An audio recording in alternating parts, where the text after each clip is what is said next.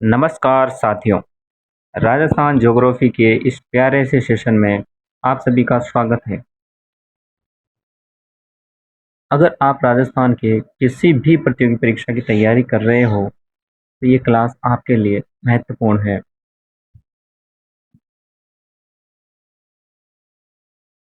इस क्लास में हम राजस्थान के भौतिक प्रदेशों का अध्ययन करने वाले हैं,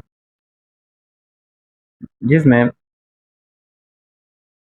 एक भौतिक प्रदेश पश्चिम मरुस्थल का अध्ययन हमने पिछली क्लास में कर लिया था और इस क्लास में हम राजस्थान के अरावली पर्वतीय प्रदेश का अध्ययन करने वाले हैं। तो चलिए क्लास को आगे बढ़ाते हैं। बात करते हैं अरावली पर्वतमाला की। तो अरावली पर्वतमाला एक प्राचीनतम वलित पर्वतमाला है,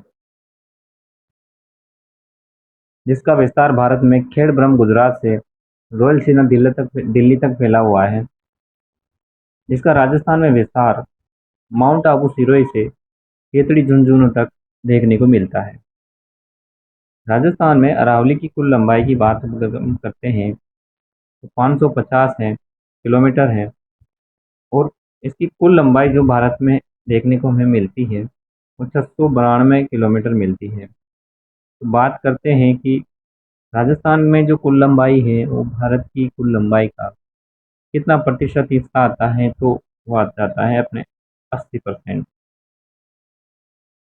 इसके बाद में हम बात करते हैं कि अरावली पर्वतमाला भारत के कौन से भौतिक प्रदेश का हिस्सा आता है, तो वो आ जाता है अपने प्रायद्वीपीय पठारी प्रदेश का। इसका कुल क्षेत्रफल को घेरे हुए 9.3% हिस्सा आता है क्षेत्रफल का और 10% इसमें जनसंख्या निवास करती है। अरावली पर्वतमाला गोंडवाना लैंड का अवशेष है और इसका निर्माण प्री कैम्ब्रियन युग में ही हुआ है।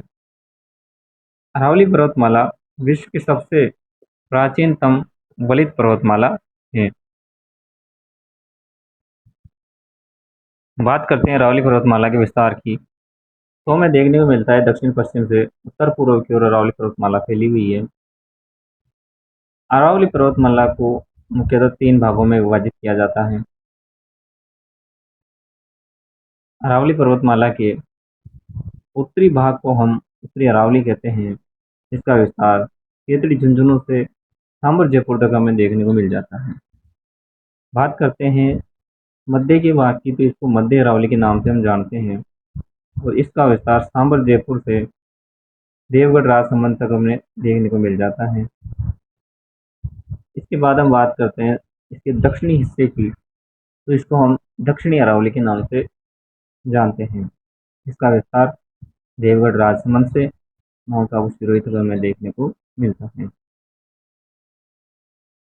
तो अरावली का जो भौतिक महत्व है राजस्थान के परिप्रेक्ष्य में, तो यह आता है कि अरावली पर्वतमाला मरुस्थल के विस्तार को सीमित करती है। यानी कि जो अरावली पर्वतमाला है, पश्चिम के जो मरुस्थल हैं उसको पूर्व की ओर बढ़ने से रोकती है, ताकि पूर्व की ओर मरुस्थल बढ़ नहीं पाए। इसको अरावली पर्वतमाला रोकती है। अब बात करते हैं हम अरावली पर्वतमाला की प्रमुख चोटियों की। आजकल इनका क्रम भी बहुत ज़रूरी हो गया है, इसलिए इनका क्रम से याद करना बहुत ज़रूरी है। बात करते हैं उत्तरी अरावली की चोटी की हम पहले बात करेंगे। तो इसमें सबसे पहली चोटी आ जाती है रघुनाथगढ़, जो कि सीकर में स्थित है। इसकी कुल लंबाई की बात कुल ऊंचाई की बात करते हैं तो 1055 मीटर की ऊंचाई आ जाती है और ये उत्तरी अरावली की सबसे ऊंची चोटी कहलाती है। उसके बाद मालखेत है सीकर में 1052, लोहारगल झुंझुनू में आ जाती है, वो जयपुर में आ जाती है 920 मीटर, भेराज जो चोटी है अलवर में है, बाबाई चोटी झुंझुनू में आ जाती है और बैराड जो है वो जयपुर में आ जाती है। इसके बाद बात करते हैं हम दक्षिणी अरावली की चोटियों की। तो इसमें सबसे प्रमुख जो चोटी है वो गुरु शिखर है, जिसकी ऊंचाई 1722 है और ये सिरोही में स्थित है। कभी कभी इसकी ऊंचाई 1727 भी हमें देखने को मिलती है, जो इसलिए मिलती है क्योंकि अरावली पर्वत की ऊंचाई तो हालांकि 1722 ही है, लेकिन इसके ऊपर भगवान दत्तात्रेय का मंदिर बना हुआ है जो 5 मीटर ऊंचा है। इसलिए 1722 और 5 मीटर जोड़ने पर 1727 हो जाता है। दूसरी चोटी आती है शेर, जो अचलगढ़ सिरोही में हमें देखने को मिलती है। 1597 मीटर इसकी ऊंचाई है। इसके बाद आती है देलवाड़ा, ये भी सिरोही में ही है। 1642 मीटर इसकी ऊंचाई है। जरगा है जो उदयपुर में है। अचलगढ़ है जो सिरोही में है। कुंभलगढ़ है जो राजसमंद में है। ऋषिकेश सिरोही में है। सज्जनगढ़ चोटी उदयपुर में आ जाती है। गुरु शिखर संपूर्ण अरावली और राजस्थान की सबसे ऊंची पर्वत चोटी है जो मध्य अरावली की चोटी है। इसके बाद आगे बात करते हैं, तो गुरु शिखर को एक अन्य नाम से संतों के शिखर के नाम से भी जाना जाता है। अब बात करते हैं हम अरावली के जो प्रमुख दर्रे हैं। हमने उत्तरी अरावली की चोटियां देख ली, दक्षिणी अरावली की चोटियां देख ली, लेकिन जो मध्य भाग है ये सर्वोच्च चोटियों की बजाय थोड़ा कम ऊंचा है और इसमें प्रमुख दर्रों की प्रधानता इसमें मिलती है। इसमें ज़्यादा ऊंची चोटियां न होकर दर्रों की प्रधानता है। सर्वाधिक दर्रे पाए जाते हैं मध्य अरावली में। तो इसमें बात करते हैं, पहले अपन राजसमंद के दर्रों की बात करते हैं। तो इसमें एक आ जाता है हाथीगुड्डा की नाल, कुंभलगढ़ दुर्ग के पास स्थित है। एक आ जाता है सोमेश्वर की नाल, जो मेवाड़ और मारवाड़ को जोड़ने का काम करता है।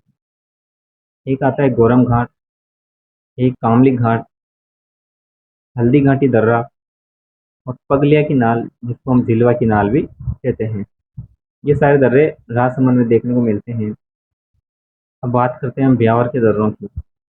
ब्यावर में है एक दर्रा है बर दर्रा और एक है शिवपुर दर्रा, एक पूरा घाट दर्रा, एक उतरिया दर्रा। ये ब्यावर के दर्रे हो जाते हैं। और अब हम अजमेर के दर्रे देख लेते हैं। अजमेर के दर्रों में एक दर्रा है पीपड़ी दर्रा, एक देवारी दर्रा। इसके बाद हम उदयपुर के दर्रे देख लेते हैं। उदयपुर में एक आ जाता है फुलवारी की नाल, ये सबसे महत्वपूर्ण है। एक केवड़ा की नाल आ जाता है, देवारी आ जाता है, तिरवा की नाल आ जाता है, हाथी नाल आ जाता है। ये सभी दर्रे उदयपुर के देखने को हमें मिलते हैं।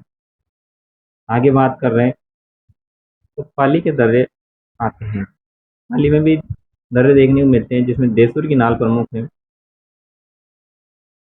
मेवाड़ और मारवाड़ को जोड़ने का काम करता है। अन्य प्रमुख दर्रे देख लेते हैं हम, जिसमें पगलिया की नाल, जिसमें दिलवा की नाल भी बोलते हैं। ये पाली और राजसमंद की सीमा पर है।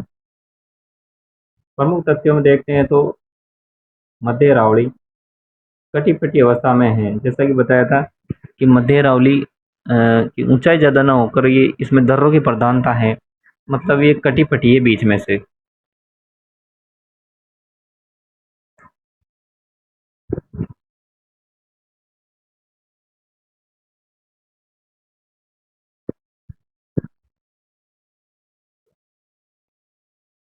मध्य अरावली में सर्वाधिक दर्रे पाए जाते हैं। बात करते हैं अरावली का सर्वाधिक जो विस्तार और ऊंचाई है वो दक्षिण अरावली में देखने को हमें मिलता है। कि जो दक्षिण की जो अरावली है उसमें एक अरावली का सर्वाधिक विस्तार पाया जाता है और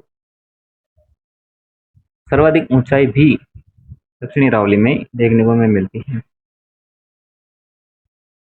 तो आज की क्लास में हम इतना ही पढ़ेंगे और इसके आगे हम नेक्स्ट क्लास में देखेंगे। इसके बाद हम देखेंगे अरावली पर्वतमाला के जो महत्वपूर्ण तथ्य हैं, जिनमें से ज़्यादातर जो सवाल पूछे गए हैं उसमें PYQ भी हम देखेंगे और इसमें कुछ जो इम्पोर्टेंट फैक्ट है उनको भी हम नेक्स्ट क्लास में देखने वाले हैं। तो इस क्लास को हम यहीं पर विराम देते हैं और मिलते हैं अगली नेक्स्ट क्लास में। तब तक के लिए आप, अगर वीडियो आपको पसंद आई है तो वीडियो को लाइक कर देना और शेयर भी करना। और इसकी जो PDF है आपको टेलीग्राम चैनल के माध्यम से मिल जाएगी। इसका लिंक आपको वीडियो के डिस्क्रिप्शन में मिल जाएगा। तो मिलते हैं अगली क्लास में, तब तक के लिए धन्यवाद।